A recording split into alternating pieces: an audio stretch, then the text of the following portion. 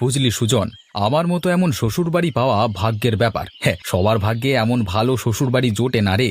আমি হয়তো কোনো এক কালে অনেক পুণ্যি করেছিলাম, তাই জন্য সৃষ্টিকর্তা খুশি হয়ে আমাকে এমন সুন্দরী একখান বউ আর এত ভালো একটা শ্বশুরবাড়ি দিয়েছিলেন।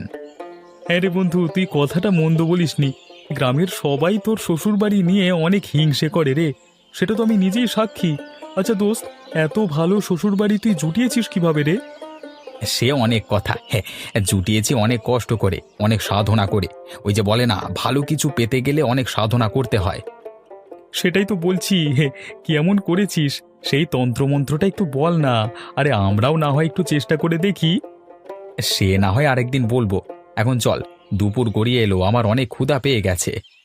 তুই তো ভালো চাকরি বাকরি করিস শহরে, হে, গ্রামে আসিস প্রতি সপ্তাহে। আমার কাছে মনে হয় তোর শ্বশুরবাড়ির লোকেরা তোর এই ভালো চাকরিটা দেখেই তাদের আদরের মেয়ের সাথে তোর বিয়েটা দিয়েছে, বুঝলি? আরে না রে দোস্ত, সেটা হতে যাবে কেন? তারা আমাকে অনেক পছন্দ করে। শুধু চাকরি বাকরি টাকা পয়সার জন্যই একজন মানুষ আরেকজন মানুষকে পছন্দ করবে এমনটা সবসময় ভাবিস কেন রে? আরে বন্ধু, মেয়ের বাবা মা যখন মেয়েকে কোনো ছেলের সাথে বিয়ে দিতে চায়, সবার প্রথমে দেখে তার টাকা পয়সা আছে কিনা, তাদের মেয়েকে সারা জীবন সুখে রাখতে পারবে কিনা। এর পরে তো দেখে বাদবাকি জিনিস। আরে আসল কথা হচ্ছে, টাকা ছাড়া দুনিয়াতে সবই ফাঁকা। হ্যাঁ, বাহ, হ্যাঁ, তুই তো দেখছি বয়সের আগেই একেবারে পেকে ঝুনা নারকেল হয়ে গেছিস।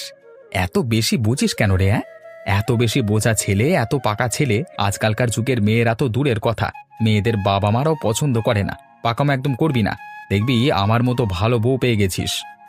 হ্যাঁ রে বন্ধু, বলছিলাম কি, তোর কি কোনো শালি টালি আছে নাকি? না মানে আমরা কয়েকজন বন্ধু তো ছিলাম, আমাদের কথা একটু ভাব না। তোর যাকে পছন্দ হয় তার সাথেই না হয় তোর শালিকে বিয়ে করিয়ে দে।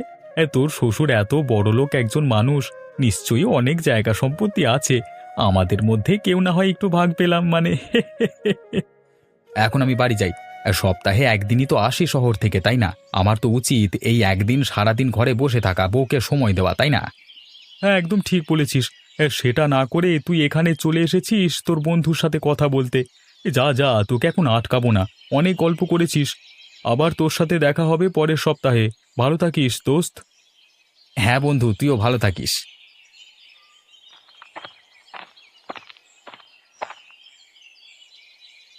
আচ্ছা বউ, আমার এই ছোট্ট কুঁড়ে ঘরে তোমার খুব বেশি অসুবিধে হয়ে যাচ্ছে, তাই না? আচ্ছা, তুমি এমনটা ভাবছো কেন? আমি কি তোমাকে কখনো বলেছি তোমার এই কুঁড়ে ঘরে থাকতে আমার অসুবিধা হচ্ছে? নিজে নিজেই এসব ভাবা বন্ধ করো তো। কেন, এটা তোমাকে বলতে হবে কেন? আমার কি চোখ নেই? তুমি বড় লোকের একমাত্র মেয়ে, অনেক আদর যত্নে পালিত হয়েছ, আর আমাকে তুমি নিজের পছন্দ করেছো। হয়তো সেই কারণেই আমাকে বিয়ে করে আমার ঘরে এসেছো। আর আমি কতটা অভাগা, তোমার মতো একজন লক্ষ্মী বউ পেয়েও তার মর্ম আমি যথাযথ করতে পারছি না। আমাকে বিয়ে করার জন্যই তো তুমি চাকরির পেছনে ছুটেছো। আমার বাবা মার কথা মতো শহরে একটা চাকরি জোগাড় করতে পেরেছো। আর একদিনেই কি সব হয়ে যায় নাকি? প্রথমে চাকরি পেয়েছো, আস্তে আস্তে সব কিছুই হবে। বাড়ি হবে, আমাদের নিজেদের জায়গা জমি হবে। সবই তো ভবিষ্যতের ব্যাপার। এত তাড়াহুড়ো করে কেউ কখনো কিছু করতে পারে নাকি? এসব কথা তুমি আমাকে সান্ত্বনা দেবার জন্য বলছো বউ। আসলে আমি জানি কথাগুলো তুমি মন থেকে বলছো না। আর আমার তো নিজেরই বোঝা উচিত এই বিষয়টা। এত বছর বাবা মার কাছে যেভাবে মানুষ হয়েছো, তারা যেভাবে তোমাকে আরামায়েশে রেখেছে, হঠাৎ করে তাদের কাছ থেকে তোমাকে নিয়ে এসে সেরকম স্বাচ্ছন্দ্যে আমি রাখতে না পারলে তোমার যে কষ্ট হবে, এটা তো একটা পাগলেও বুঝবে। শোনো, আমি আমার নিজের পছন্দে তোমাকে বিয়ে করেছি। বিয়ে করার জন্য আমার বাবা মা তোমাকে শর্ত দিয়েছিল শহরে একটা ভালো চাকরি তোমাকে ধরতে হবে। তুমি তো মোটামুটি একটা ভালো চাকরি পেয়ে গেছো। আমি তো এতেই অনেক খুশি। আর বাদ বাকি যা আছে সেটা সময়ের ব্যাপার। তার জন্য যদি মন খারাপ করে থাকো, তাহলে পরবর্তী পরিকল্পনা করার জন্য আমাকে তো পাশের বাড়ির লোকেদের সাথে আলোচনা করতে হবে। কেন বউ, আমাদের সংসারের উন্নতির জন্য পাশের বাড়ির লোকেদের সাথে তোমাকে আলোচনা করতে হবে কেন? কেন আবার? তুমি জানো না, মানুষ যদি বেশি দুশ্চিন্তা করে তাহলে তার মাথা ঠিক মতন কাজ করে না। তখন মানুষ অনেক বেশি ভুল সিদ্ধান্ত নিয়ে ফেলে, যেটা তার পরবর্তী জীবনে ক্ষতির কারণ হয়ে দাঁড়ায়। তুমি তো দেখছি এখনই অসুস্থ হয়ে যাবে এত বেশি বেশি দুশ্চিন্তা করতে করতে। আর তখন তো আমি তোমার সাথে আর কোনো আলোচনা করতে পারবো না যে কিভাবে কি করলে আমাদের উন্নতি হবে।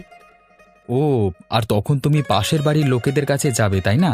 আচ্ছা বাবা, ঢের ভুল হয়ে গেছে আমার। এই কান ধরলাম, আর কখনো বেশি বেশি দুশ্চিন্তা করব না। আমার জ্ঞানীগুণী বউটা যা বলে আমি একদম অক্ষরে অক্ষরে সেটা পালন করে চলবো। তার কোনো কথার নড়চড় আমি হতে দেব না। এই তো জমে থাকা বুদ্ধিগুলো এখন গলে গলে পড়ছে মোমবাতির মতন। ঘরে চলো, মজার মজার রান্না করে রেখেছি, দুজনে মিলে খাবো। সারা সপ্তাহ তো একা একা খেতে হয়। তুমিও তো শহরে থেকে ঠান্ডা পান্তা খাও, গরম গরম তো আর খেতে পারো না। এখন চলো, আর বেশিক্ষণ বকবক করলে আমার গরম গরম রান্না করে রাখা খাবারগুলো তোমার ওই শহরের খাবারের মতন ঠান্ডা পান্তা হয়ে যাবে। অসম্ভব, সেটা হতেই পারে না। চলো চলো, তাড়াতাড়ি গিয়ে হাত পা ভালো করে ধুয়ে আসি।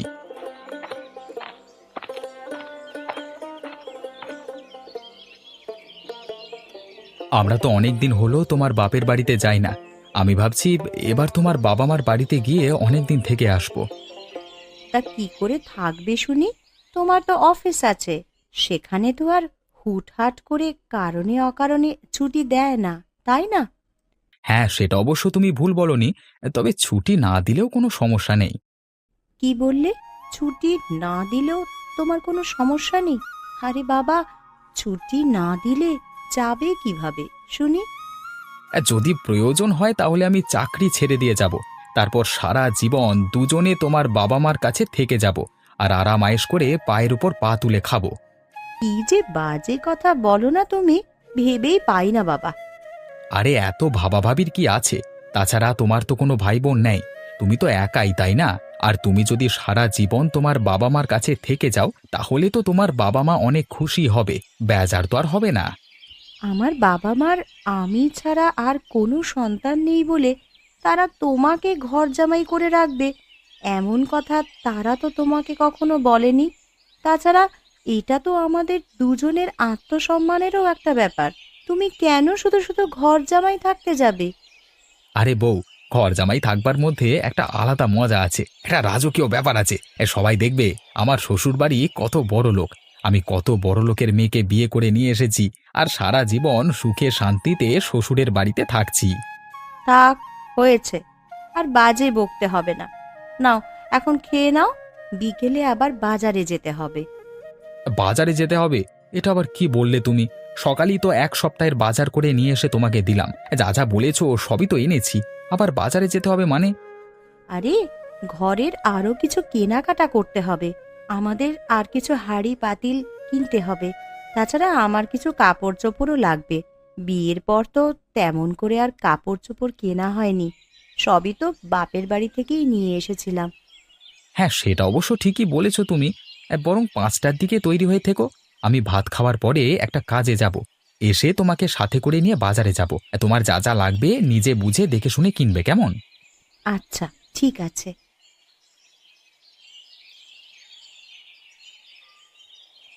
আরে জামাই বাবাজি, আশা মা, তোরা কখন আসলি? আর এসে এইভাবে চুপচাপ দাঁড়িয়ে আছিস কেন বাইরে? ঘরে আয়, ঘরে আয়। আমার জামাই বাবা দেখছি রোদের মধ্যে একদম ঘেমে গেছে। বাবা চিন্তা করবেন না, আমরা রিক্সা নিয়ে বাড়ি পর্যন্ত এসেছি, এক পাও হাঁটতে হয়নি। আমরা আরাম করে বাতাস খেতে খেতে চলে এসেছি। দাও বাবা দাও, তোমাদের ব্যাগটা আমার হাতে দাও, আমি নিয়ে যাচ্ছি ঘরে। ছি ছি বাবা, এসব কি বলছো? আমাদের ব্যাগ কেন তোমাকে টানতে হবে? তোমার জামাই পার। আচ্ছা আচ্ছা, চল চল এখন ঘরে আয়। আরে গিন্নি, আরে জামাইকে আর একটা মাছের মাথা দাও না। আরে একটা কেন দিয়েছো? একটা মাথা দিলে জামাইয়ের সামনে কি আর আমাদের মান থাকবে? হ্যাঁ গো, তুমি একদম ঠিক কথা বলেছো। দেখেছো, আমি তো একটা মাছের মাথা দিয়েই বসে আছি। এই নাও জামাই বাবাজি, এই আরেকটা মাছের মাথা নাও। আরে মা, একদিনই সব খাইয়ে ফেলবেন নাকি? হ্যাঁ, আমরা কিন্তু এবার মাসখানেক থাকবো আপনাদের বাড়িতে। একটু আস্তে ধীরে দিন, বাকি দিন তো পড়েই রয়েছে, তখন না হয় খাবো। এখন একসাথে এত দিতে হবে না মা। আরে বাবাজি, তুমি কোনো কথা বলো না। আমরা আমাদের জামাইকে এভাবেই আপ্যায়ন করব, আমাদের মনের মতো করে। আমাদের একমাত্র জামাইকে যদি মন ভরে আদর আপ্যায়ন করতে না পারি, তাহলে কি আর ভালো লাগে বলো? বাবা, তুমি যে কি শুরু করেছো না! একটা মানুষ একসাথে বসে আর কত খেতে পারে বলো তো? আরে মা, তুই চুপ কর তো। আমাদের কাজ আমাদেরকে করতে দে। আর তুমি এদিকে চুপচাপ বসে আছো। আর জামাই বাবাকে আরেকটু ভাত দাও না।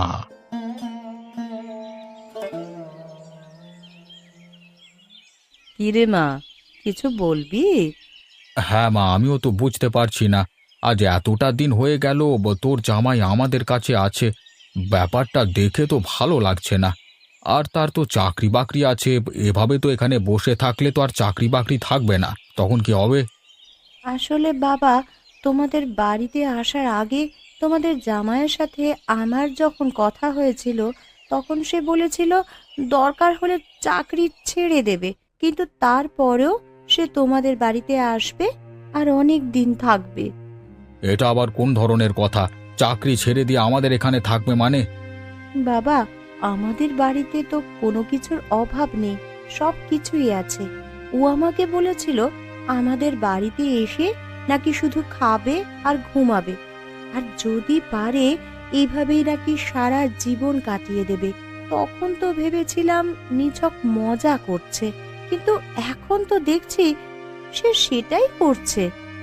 না না, এসব তামাশা আমি মেনে নেব না। জামাই যদি তার আচরণ না বদলায়, তাহলে আমাকেও আমার অন্য রূপ তাকে দেখাতে হবে।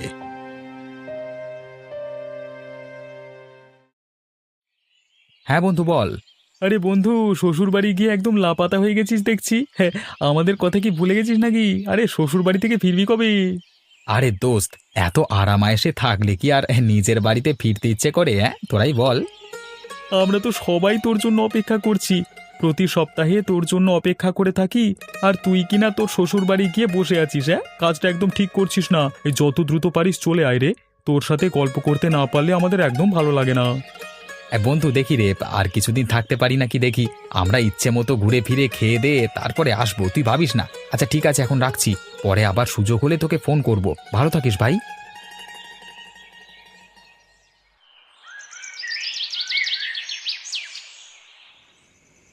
কি বউ, শুধু আমরা দুজনে খাবো?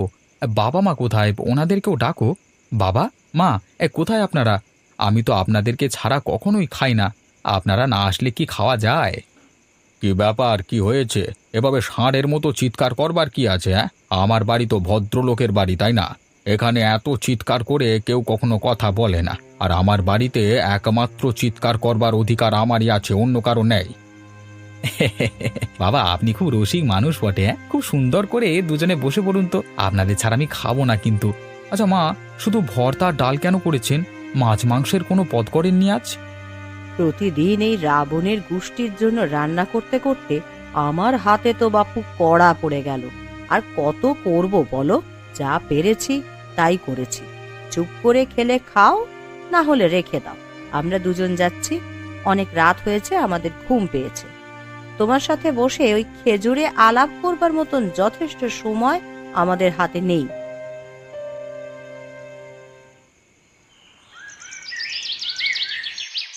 আমরা যাচ্ছি, আপনারা ভালো থাকবেন। হ্যাঁ, যে কোনো প্রয়োজন হলে আমাদেরকে জানাবেন। হ্যাঁ, যাও।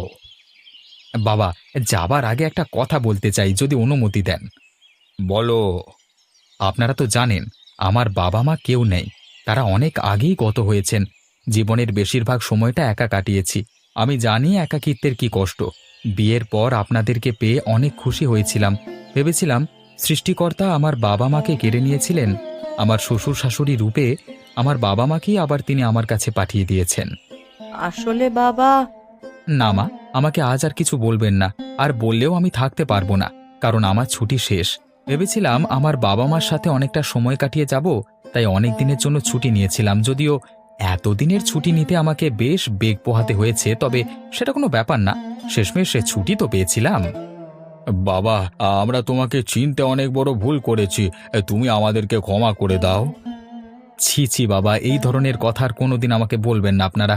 আমাকে মানুন বা না মানুন, আমি তো মানি যে আপনারা আমার বাবা মা, আর আমি আপনাদের সন্তান।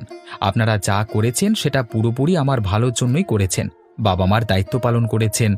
আমারও ভুল হয়েছে শুরুতেই, আপনাদেরকে কথাটি জানাইনি। আমি কিভাবে তোমাকে ভুল বুঝতে পারলাম গো। আমাকে তুমি মাফ করে দিও। হয়েছে হয়েছে, এখন তাড়াতাড়ি চলো। এখন রওনা করতে না পারলে বাড়ি পৌঁছাতে পৌঁছাতে বেশ রাত হয়ে যাবে।